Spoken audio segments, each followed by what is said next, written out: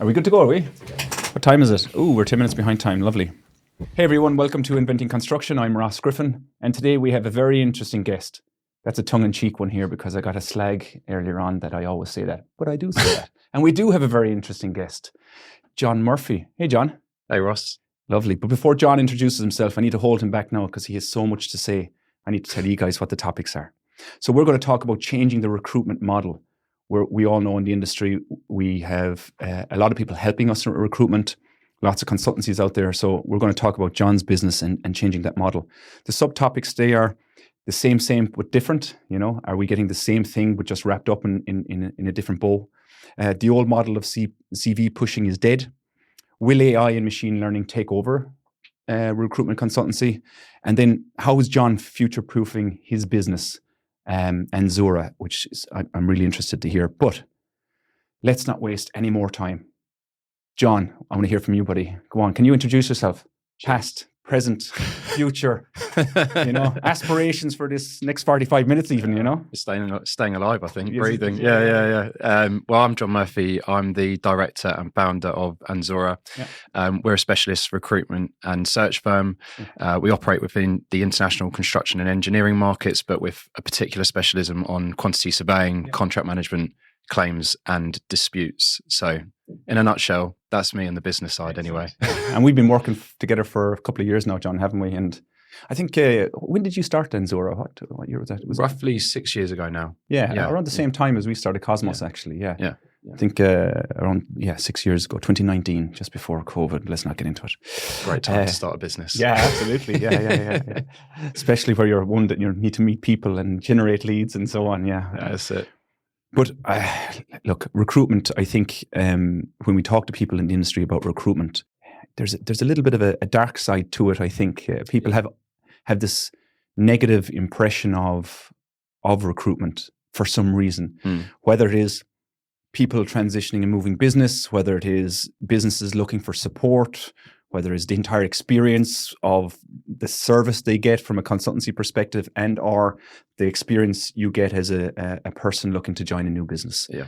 But I think that a lot of the conversations at the moment around recruitment are kind of people are looking for something different. People are looking for change, which is, I guess, our first subtopic. It's same, but different, Look, recruitment has changed full stop from how companies work and operate, but right through to, I think, culturally within businesses. I mean, when I first came into the industry, how many years ago was that, John? That was 15 years ago, Ross. Lovely. Yeah, and I haven't aged, apparently. No, exactly not. Yeah, you're getting younger by the day, buddy. Yeah. I was working for a big blue chip recruitment company at the time, Randstad, but we were doing, stand-up canvassing. We were spraying a CV out to about 1,000 contacts at a time. Yeah. It was a little bit cowboy country, but there was a method to the madness at that time, and it was probably a little bit what the market dictated. We were coming out of a bit of a recession at that point, or quite a big recession, in fact. Yeah. And there was a lot of investment going back into the market, so it was good times, but it definitely generated some different behaviours. Yeah. But then fast forward to today, and I think it's an altogether different place. Yeah. If I go back to that period 15 years ago, that's my impression of recruitment. It is that you just receiving CVs, it's CV bashing, it's email sending, it's have you seen this profile? And you're going, maybe we want something more than that, within the industry. And you think today it's different? I do, yeah. Don't get me wrong, I love those times. Yeah. They were good. High octane, down the pub every night. What can you do? What can you do wrong? But that's called your youth, John. I know. It has nothing to do with recruitment. Yeah. But joking aside, even that part of it's changed. But I think today businesses are definitely looking for more of a partnership-led recruitment model. And I think they want more from that service. It's not just enough to spray a CV or to be hounding a client. People don't have the time for it. And I think tolerances have changed, expectations have changed. And, when you actually factor in that since COVID, the industry has been in a very difficult period. There is less liquidity. Companies are under massive pressure. They're underbidding for projects that they need to deliver. And they need more from a recruitment partner. Yes, I think you're right. They do need more from a recruitment partner. But when I look at the industry and reflect on it, I don't know if we're actually really getting that, which is why it's same, but different for me. Yeah. I think that a lot of companies talk the good talk, but in at the end of the day, the remuneration structure is still the same. It's still a percentage based on salary or a lump sum fixed price for finding a resource. And I often wonder, is there an alternative approach to that? You talk about partnering, for example. Is there something different in that model that we could really do to shake up the recruitment structure, if you like? There is. And look, I think there's a place for charging a percentage of someone's salary and lumping that on at the end. But there's also different models, which are, an in-house or an RPO solution, for example, if maybe that's where you're leading me. Yeah. No, it is. Yeah. And the focus there is actually, there's a number of benefits to it. I'll start with the most obvious, but you have a commercial or cost benefit. When you're paying 15 to 30% on a traditional recruitment fee, that for particularly smaller businesses or projects that are looking for a 2 or 3% margin is a lot of cash to burden. Added to that, the behaviors that are associated with that type of recruitment don't particularly work because it's fastest finger. There's no thought about, is this the right person for the company? It's just, does the profile fit, and let's go. But with the in-house solution, it's more cost effective. Generally, if you partner with someone, then you start to have a deeper understanding of the business, the people within it, what's important, and ultimately we do work in a relationship business. That's what recruitment is. It's people to people. Yeah. And the more you can understand that, then the more you can benefit your clients with a better service as well. And I think that's key to completely revolutionizing the procurement industry. The recruitment industry is moving away from that CV pushing into fundamentally understanding the business that you're working with in a deep level, and then offering that expertise that you guys have ultimately to the business, rather than us as Cosmos going out, okay, we need to hire a HR person, I guess. Is that where we start? We hire an HR person and they solve our recruitment problems? Well, not really, because then you need to manage that person and onboard that person, and the entire cycle kind of continues. Yeah. And I think the challenge with that is people see like an HR person is like a one size fits all. Yeah. But recruitment is a specialism all by itself, as is HR. Both have a place. Exactly. And when you're hiring, it's essentially, for me anyway, it's about storytelling. Whoever tells the best story, as long as there's some solid truth behind the story. Yeah. It's not fabricated completely. No, which can happen. But as long as that story has that substance to it, then, you can find a way to bring good people into your company. And it really is that if you're able to tell the narrative, to tell the story about the company that you're partnered with, then the probability of success for you as the recruiter, for the company, for the people that you're bringing on is much, much higher, rather than that CV-led approach. Yeah. And when you're working one-on-one with a client, you're actually refining that process. You improve it. You've got data to it. And actually, as a business, you own that data. Recruitment companies own the data when they're just doing the 15 to 30% charge. They own everything. But when you're working in-house, the client, they own that proprietary information. Therefore, they can use that to better improve their recruitment product. And the feedback that I often get is, that, and especially in our own business, is, look how much fees we're paying. Why don't we hire someone? And my return to that is, let's do what we're good at. And let's partner with everything else. That's from recruitment to accountancy to legal to you name it. Bring in the experts, because that's the exact same business we're selling. We're selling expertise as cost managers, quantity spheres. We want companies to partner with us. So why wouldn't we want the same model for ourselves? And it's trying to change that mindset somehow. That's the most difficult in the industry I guess for you guys. I'm sure we know as well. It's generally speaking, recruitment's got a bad rap. Quality of consultant is below average, shall we say, at best. But there are still some great, people out there, some great companies out there that do some really interesting things.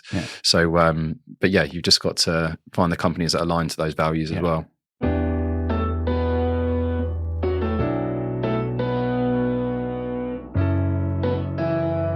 Are you finding that companies then that you're speaking to and companies you're trying to partner with, that their mindset is shifting also kind of more towards the partnering structure and external resource rather than in-house hiring and their own departments? Yes and no. No, because if you look at a construction business operating on a major project, when they're looking at what's their hiring plan or what they'll need, when they'll need it, how they're going to find it, they don't think about, should we look at a more cost efficient model to this, but also one which, works with a company that fully understands what we need and knows the nature of our work. I lost him. It's all right. Yeah, no worries. We'll stop and we'll cut it there again. So you were talking about construction companies that are starting big projects that are that they might not look at cost efficient models. They're not looking at really strategic planning or anything like that. They're just looking at trying to get people, I guess. Yeah, they're just looking at trying to get people, and you can understand that. But like, if you look at $1 billion project, right? Can you imagine what the recruitment bill would be? Yeah. Probably millions. Yeah. One of our clients we've worked with, I think we saved them between 50 and 60% on, traditional recruitment spend. If you factor that in, we'll just call it $1 million. What could that company then do with that extra $500,000 or $600,000 when they're already dealing with really small margins? And that's kind of more the conversation you want to take them towards and try and help them understand as well. But either businesses are ready for it or they're not. And on the other side, there are companies that definitely are more bought into this because they've had such bad experiences with recruitment, whether it be through their own processes, using external agencies, and they know the system's broken. So how do we like recalibrate and do something different? I remember a bunch of years ago, that's a decade ago or more now, working for a company, and at the time we wanted to hire more quantity surveyors, and okay, we need to hire more quantity surveyors. Okay, let's bring in the internal HR department up and let's talk to them about. And this was in Scandinavia, where nobody knows what quantity surveyors are. Now, I know this is 10 years ago. Right now, I think people are much more informed. Back then, they didn't. And so strategy there was bringing in HR, and they put an advertisement on the company website. But the people we're looking for aren't going to be looking on the website. The people we're looking for, these QSs, these specialist cost managers, these profiles, are not going to be looking at your website going, Jesus, I'd love to work for them. The reality is they're not even in country. They actually probably don't even know who we are as a business working with this company back then. We need to find the experts that have the connectivity to the industry. And I think this is the key value proposition that you guys have, your USP, is that you know the market, you have the connectivity, you know the profiles that companies are looking for when it comes to your specialization, like cost management, quantity surveying, contracts management. So rather than us dipping our toe into an industry trying to find people and scouring LinkedIn, which is where most of the time would be spent if you had HR, you have direct connectivity to a whole cohort of professionals instantly. And then behind that, you have the professionalism of the specialization of recruitment. I think that's for me it's the no-brainer. Yeah, and it's time. And it's all about time. Yeah, so like, it's how inefficient is it for a HR person to start looking for people? Okay, we advertise. Then what do we do? LinkedIn, papers. Where else do we advertise? Website. Then what do we do? And so, especially for small businesses, I often see small businesses, they'll put up an ad on their website or on LinkedIn saying, we're looking for a person. And I often think to myself going like, but your reach must be not in the hundreds, but maybe in the 50s on LinkedIn. When you put an ad like that up, how many people are you really reaching that are actively looking? And a lot of the time, people that you hire aren't actively looking. People you find aren't actively looking. No. It's you've sparked an interest because of the storytelling you talk about. Yeah. So like the amount of time and efforts wasted on that, I think is opportunistic, I think, for businesses like yours. Definitely. And there's a big difference between active and passive talent as well. Yeah. And I need to be a little bit careful what I say here because oh God, no. All on the table, get it out. Because of the condition of the market, there are just more people out of work or looking for work. Yeah. It just is what the situation is right now. So, if you're in a buoyant market, then when there's people out of work and there's plenty of jobs still available, then you might question the quality of what's left. But right now there are still some good people that fall into the active side of talent. Yeah. But often the best people that are found are the passive talent. Yeah. And you can't drive them from adverts. You can't drive them from a recruiter dipping or an HR person, dipping in and out. Yeah. When they've got the spare time to do it, it does need dedicated resource and I believe expertise, of course. Yeah. And it's that knowledge of what clients are looking for. If you talk about your business, like a digital quantity surveyor, if you think about all the QSs in the world, you wouldn't even see a smudge, exactly. on a plot graph, because it just, I mean, probably in Copenhagen or Limerick. This is it. Hey, don't be looking at my people. You. We put most of them there. That's it. Yeah. Take them away again. But I do think it needs more dedicated resource. It can't necessarily be done for those niche roles like that. But taking that as an example, there's an awful lot of effort that needs to be put in order to be able to find people that might not have the necessary experience, but do have an interest, and they're not getting it currently where they are. And I mean, that's a challenge for them, but they're the passive, as you said, as opposed to the active. And all of that takes a very good understanding of the business you're working with. Yeah. Right? That, as you mentioned earlier on, in order to be able to take the conversation directly with these people. How do you sell a business you don't understand? Yeah. And that takes time. When we started working together, there was a time frame put in place, we need to see something in a month or 2 months or 3 months. And we're kind of going, it's a longer process than that. You're not going to understand the business in 3 weeks. No, and that's coming from me, who's been doing quantity surveying for, at that point, 13 and a half years. But the digital side, the carbon side, sustainability is that's an altogether new element, because you guys are working at a kind of different end of the project to where maybe I traditionally was, which was a lot more post-contract. That's what I often see when I receive CVs in, a quantity surveyor. Yeah. And that's it. And it's a quantity surveyor, no disrespect, obviously, to the people that are quantity surveyors, but it's not just a quantity surveyor we're looking for within our business. It's a quantity surveyor that has an interest on these areas. And the majority of QSs out there that interest hasn't been sparked yet. No. It's coming, it's definitely coming, but it hasn't been sparked yet for a lot of people within the organizations they're in. Yeah, definitely. And, the industry is starting to embrace digitalization, but it's still not, probably where it should or could be. It's not at mass yet. No. But there are plenty of people, QSs, commercial managers, others that do see the value in it. And, if you've got a partner that's just focused on trying to find those people, then you find the people that have the information that's not on LinkedIn, that's not on the profile, right? The CV, and that's what you need to unlock. It reminds me of actually a story when we were doing some work for a company. It was a contractor, big hydroelectric dam in Tajikistan, tallest dam in the world, actually, $4 billion. And they needed to hire. Was there a fee? There was a fee. Was your fee $4 billion? Was it was definitely not. I wouldn't be here. We're sitting here, not happening to me. That's it. They need to hire a contract manager to lead the team out there, and trying to convince someone to go sit on the top of a mountain for 12 months of the year and only see their family 4 times a year for 1 week, 1 week at a time. That's a tall order. But we actually managed to find a guy who was half German, half South African. And after he finished university, went trekking through the mountains in Tajikistan and absolutely loved this area called Rogan.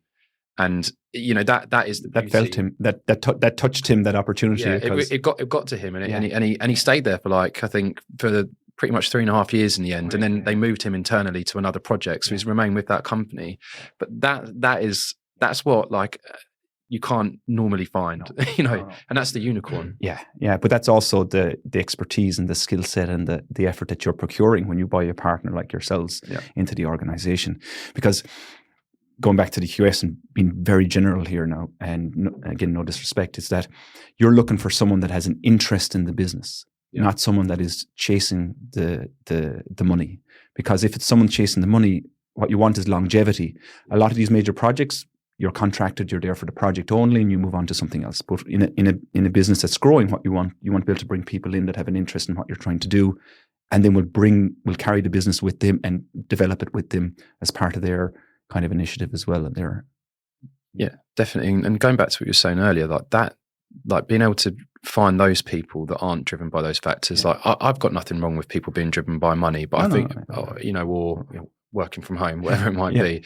Everyone has their drivers, but is that going to make you happy day to day in the job? Is that going to give you longevity and sustainability with your employer and enjoy the people you work with? I'm not necessarily convinced, because it's an age-old saying that money doesn't bring happiness, right? And I've seen plenty of people take high-paid jobs and move on. But when when we're looking at it and we understand, your business and the nature that we do now, which has taken, time to do, even though we've known each other for 8 years, maybe more, 8, 9, 10 years. There's a quite a long relationship there. But then you find the people whose interests are genuine and are actually bought into, your concept of quantity surveying as well.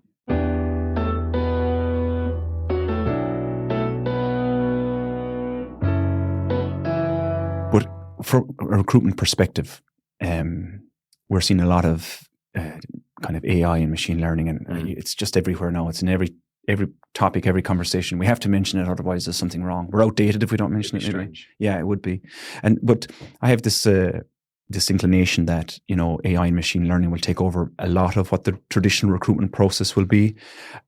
I know we did a podcast a while back, myself and Elia, and we talked about how, I think it was Microsoft or Amazon, they put in an AI algorithm looking at all the profiles they had within the organization, looking at all the potential CVs to identify people in LinkedIn that they could target, and then it ended up putting a result back that was middle-aged white men, basically. And they stopped it, say, okay, the algorithm's not there yet, but saying that there's something coming that's going to fundamentally change the business that you're in, perhaps. I'm just wondering what your kind of view is on that. Yeah, you can't doubt that AI is transformative. Yeah. It is.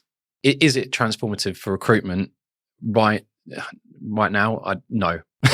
Quite simply, I don't believe it is. I don't think the technology that's built for recruitment currently is fit for purpose, and also the users of that technology are not skilled enough to capitalize on that technology. Yeah. So there's a gap. Yeah.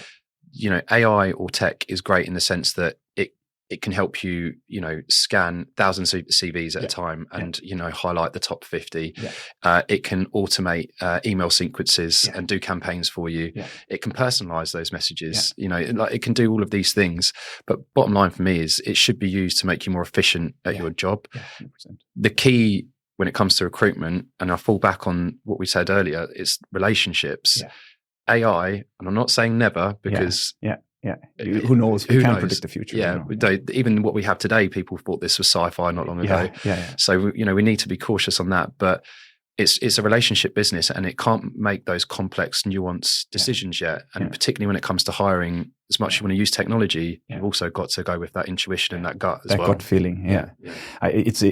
We use a lot of we do IQ tests and personality tests and so on. But the only reason we do stuff like that is just to inform us a little bit about our decision. Decision's already been taken internally, and in what that kind of the addition of that information, and maybe what AI and machine learning do is that it'll help us to complement the decision we've already taken in reality, rather than taking the decision for us. I think if we lean too heavily on it, you miss the human part of that. Yeah. Like how a conversation goes, like the personality traits, how you feel when you're speaking to that person. All of that there's value in that when hiring a person, I think. And if we come very cold at it or on the process, then we're going to lose something, the human aspect of it. Yeah, 100%. Like we will. And personality and IQ tests, they are a tool, not a decision maker. Yeah. And I think some businesses confuse that. Yeah.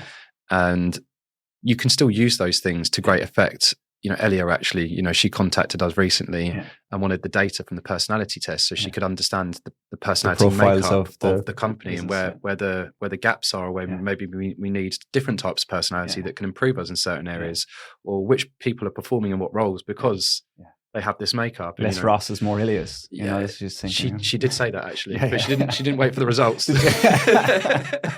That was the opening question, was it? Yeah.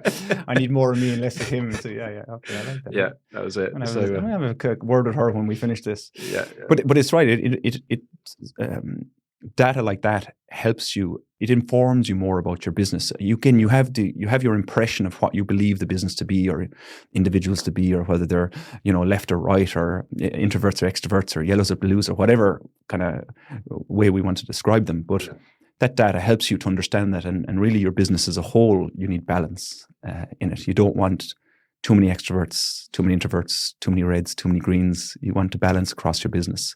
Yeah. An interesting one for me around kind of informed information was the beginner and the finisher.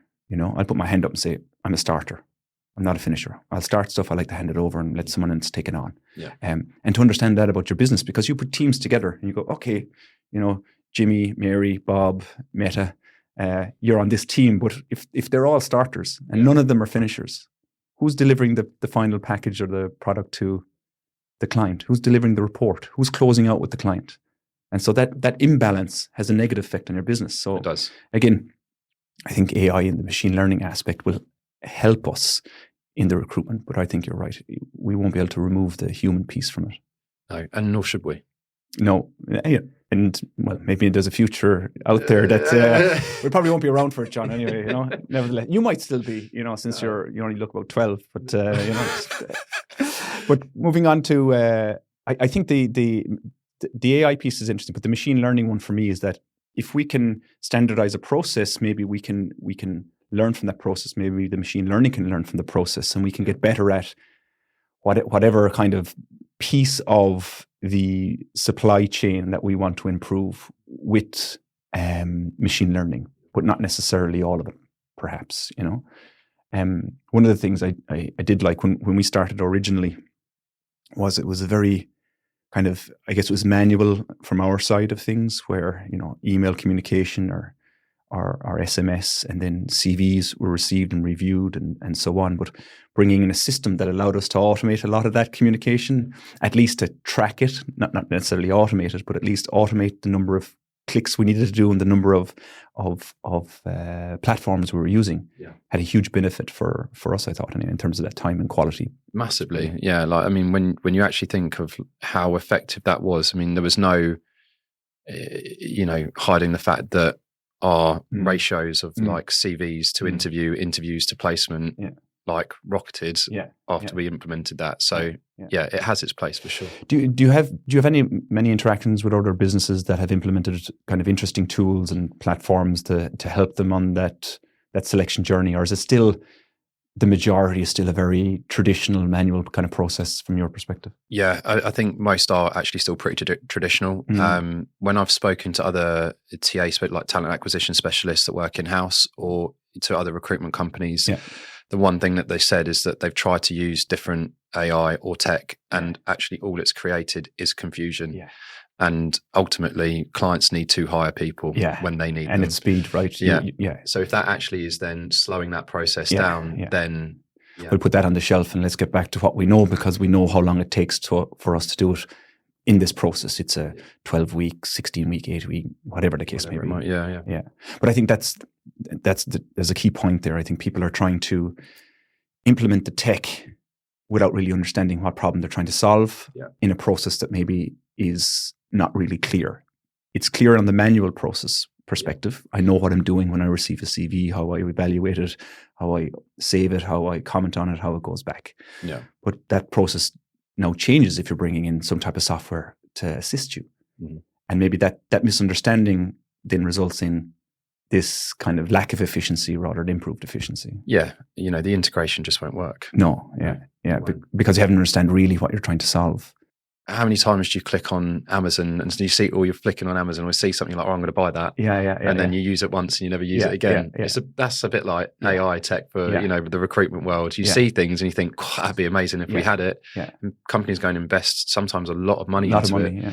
But if they don't actually get educated and they don't, the actual contract management alignment of all of that doesn't work, then the people within the business aren't going to be able to make the most of it. And it's the people that use it at the end of the day. Yeah, I think that's a very good point. It is the people that use it at the end of the day. And if you haven't got the people on board, then it's never going to succeed anyway, is it? It's a big challenge.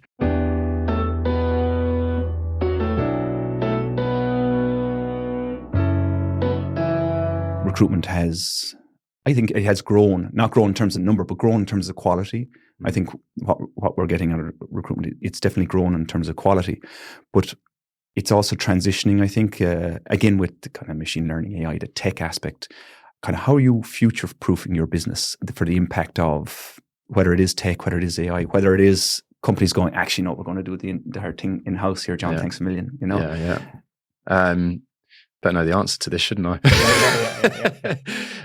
Well, look, I think following on from AI and tech, one thing we've been looking at is our CRM system, which is, our database.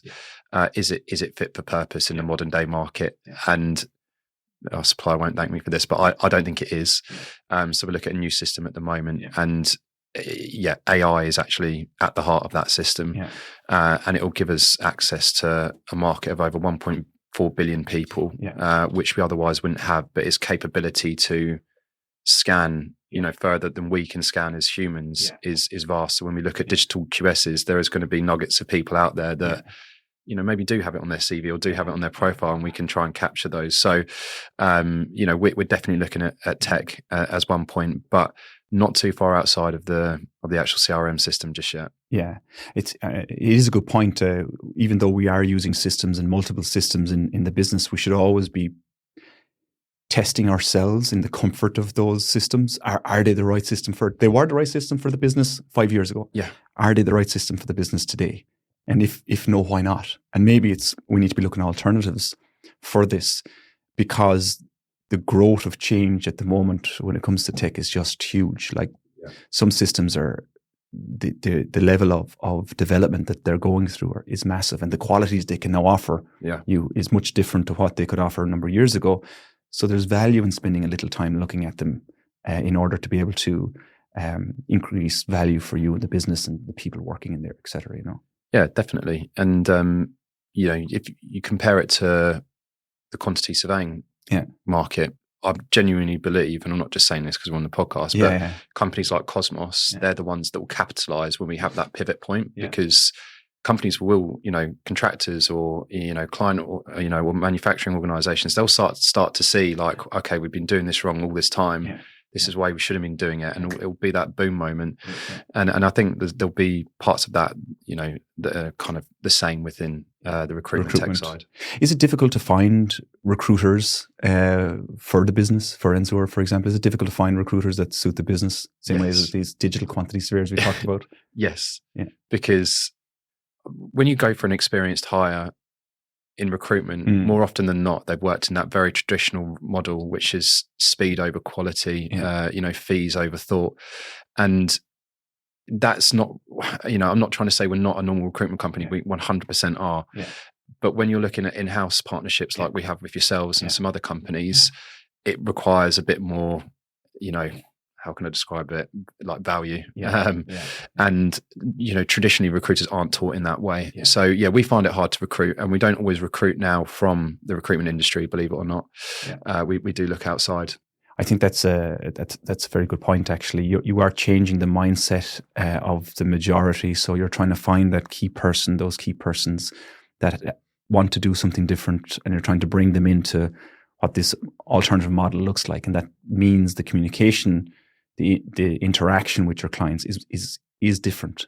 It is. And I look internally, we've got a lady that works for us, and when she was doing even the retained searches, which the majority of our work is, when the client, engages us on a fee and pays the rest on completion, still effective, but actually now we've transitioned her onto the in-house side. Yeah. She's flying, it just really suits her. Yeah. But, if you were to say, is she the best recruiter on this side? I think even hands up, she would say, I'm probably not, but on this side, mega. Yeah, it's amazing. And maybe that opportunity was never available to her before. And it's just this alternative model that seems to be kind of working. And I think more and more are in the construction industry. More and more the construction industry needs that. It needs that collaborative approach where it's kind of micro specialists coming in to help. And I say it a lot. I'm biased because that's what we sell. Yeah.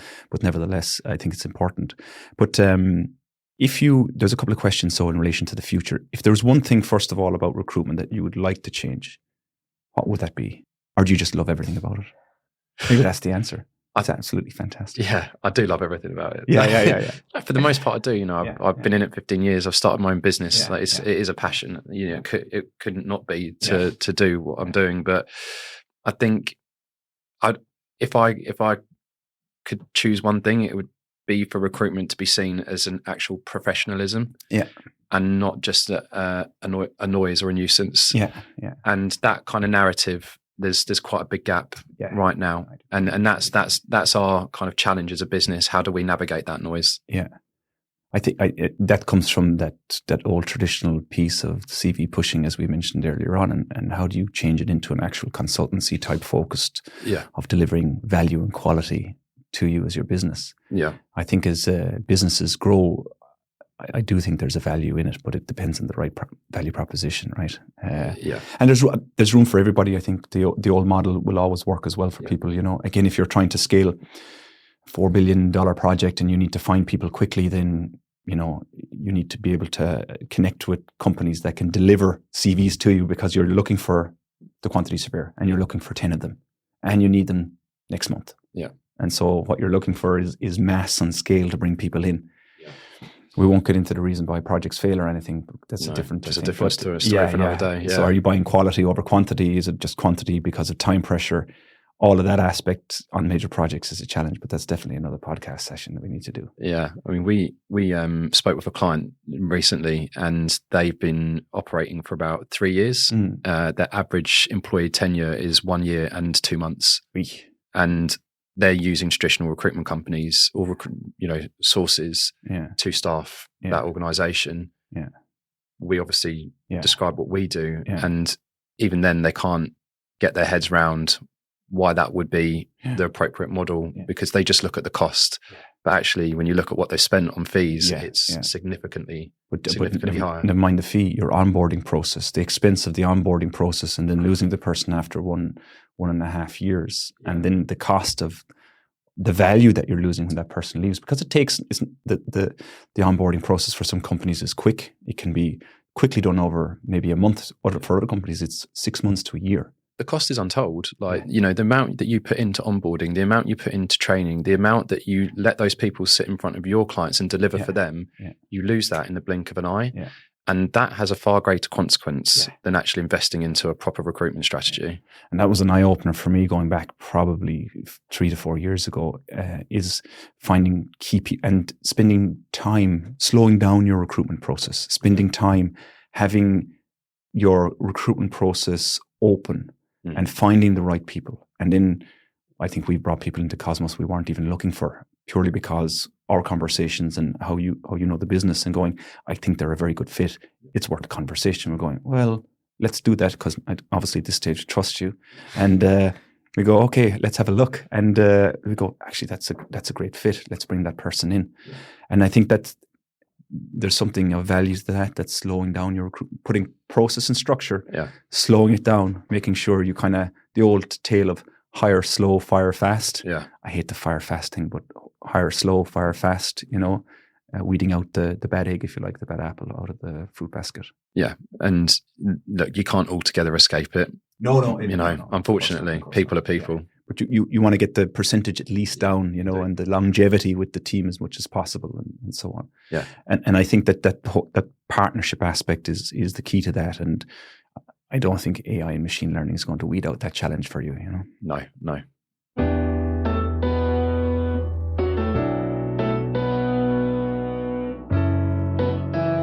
What do you envision as the future landscape for recruitment? So where do you believe recruitment is going? As it could be the construction industry, but it could also be in general. Are we going to see the exact same model we have right now, where we have a mix of traditional CV pushing and then the partnering, or is there something completely different in the horizon, in your opinion? I think completely different. I think the days are numbered for contingent recruitment companies. Not altogether gone, but there'll be limitations to them, because the AI and tech that's available will remove that fastest finger. Yeah. So what it will require is for companies to be on the front foot, you know, incorporate the right tech and AI into their business, which actually does make them more efficient. Clients will be looking for more partnership-led models. Yeah. Their expectations from a partner will be hugely different as well. And it won't just be recruitment that they'll be looking at. They'll also be considering wider HR support and services. Okay. And it's for us as an industry to try and, you know, move that forward as well and not get left behind, because construction alone is one of the slowest adopters of technology. But I would also say recruitment probably isn't too far behind, right? Yeah. I agree with that. I think you're onto something there. Finding the specialist company to support you as a business is way more of value. And that's long term. That's a longevity piece there, isn't it? It's not just, I need people now, I want you for a month. It's a case of, hang on a second. This is our strategy for growth over the next year, 5 years, 10 years. Let's go on that journey together and let's see what we can do, Yeah. When I have that conversation with people, and it's the same when we're trying to sell the service that we provide in Cosmos, is that, no, we'll hire it internally. It's much cheaper. So we'll hire 2 QSs for this project. It's much cheaper than hiring a consultant. And my argument there is that, you of course you can do that. So what are you getting for the 2 individual QSs? What caliber person, what experience, what knowledge base, what systems are they bringing you into your business?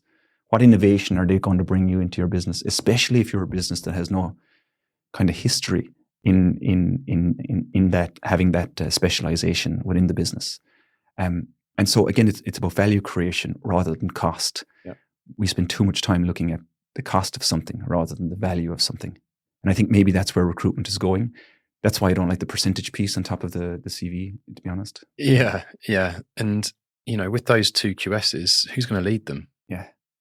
You need someone that knows what they're doing to do that. Exactly. You wouldn't let someone that's not qualified to be a project director on a project go and lead a multi-million euro scheme, would you? But then that probably does happen. You shouldn't. But we've seen that happen. I tell you, there's a couple of projects, we won't get into details, because of non-confidentiality. Out them now. Quickly. Yeah.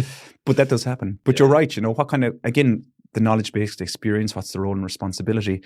It's often just easier to outsource. And people then say, but what about all the quality that I'm missing, I'm losing by handing it over to an external consultant? Like, you guys have full accessibility to all our people, for example, from a recruitment or from a cost perspective, you have full accessibility to all our commercial information.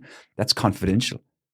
The whole idea of a partnership is that you're in it together. Yeah. The confidentiality aspect is something that you guys together share both directions. Yeah, you do. And that's so important. I mean, you can have contractual things that can take care of some parts, but ultimately you want to trust the partner. Yeah. And, for me anyway, like with clients, I feel like it's quite important I've actually got some kind of relationship, ideally a friendship. And I know that might sound soft to some people, but for me, it's important with the type of business we do that's the foundation. Indeed. Yeah.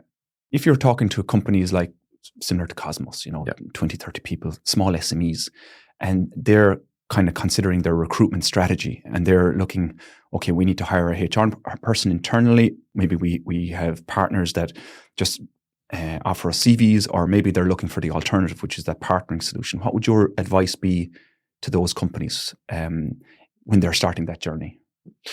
I think it's important to have like a wide perspective and not just look at what's already in front of you, consider what else is out there. And, people tend to lean towards what they know, don't they? Yeah. But, there are companies out there, much like ourselves that, for instance, we offer a free analysis for our clients before we start working with them. Yeah. It actually analyzes their current recruitment and talent status, and it looks at what they're good at, where they need to improve. And then at least you've got a foundation as to, okay, this is how your business currently looks. But then within all of that, there's quite a lot to digest. Yeah. So what's actually important and what is going to have the biggest impact on your overall vision, but obviously your targets for the year ahead as well. And you plan like that. So I think there are, ways that you can do that, but, good questions, digging deep, having a client that's actually willing and wanting to go on that journey as well is incredibly important, because you can't force people to pursue that route if they don't want to. Yeah, I think thinking outside the box kind of a situation, even though I don't like using the term, but not following the traditional path, asking a question about it. You can obviously always reach out to you, and if anybody is interested in speaking about this and kind of considering alternative approach to procurement, just ping John a message. I'm sure he'll answer you. And of course, if you want some advice from us, you can ping me a message at the bottom. Yeah. But John, thanks very much for joining me today. It was a pleasure having you on, buddy. Always good. Pleasure. Thank you, Ross.